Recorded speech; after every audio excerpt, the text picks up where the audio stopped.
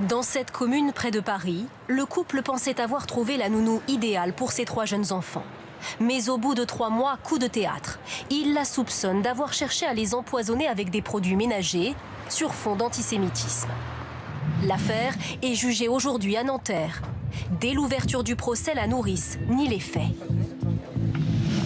Je n'ai jamais vu, je n'ai jamais touché aux produits ménagers. Je ne faisais pas le ménage. Tout commence en janvier 2024, quand la mère de confession juive, filmée ici et qui tient à rester anonyme, constate une odeur de produits ménagers dans une bouteille de vin, puis une odeur de javel dans du jus de raisin. Son démaquillant lui brûle aussi les yeux. Leur nounou a-t-elle tenté de les empoisonner parce qu'ils étaient juifs? Pour l'avocat du couple, il y a tout un faisceau d'indices. C'est aussi les déclarations des enfants qui ont vu la nourrice jeter au sol des livres de prière, qui ont vu la nourrice frapper les mezouza, qui sont ces parchemins qui sont à l'entrée des maisons.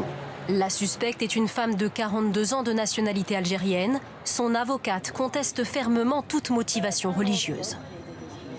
Elle a eu une phrase malheureuse, effectivement, en véhiculant un cliché qu'on peut qualifier d'antisémite, en disant « ils avaient de l'argent, je n'aurais jamais dû travailler pour une juive ». Par rapport à elle, ils ont de l'argent et le litige, il était financier.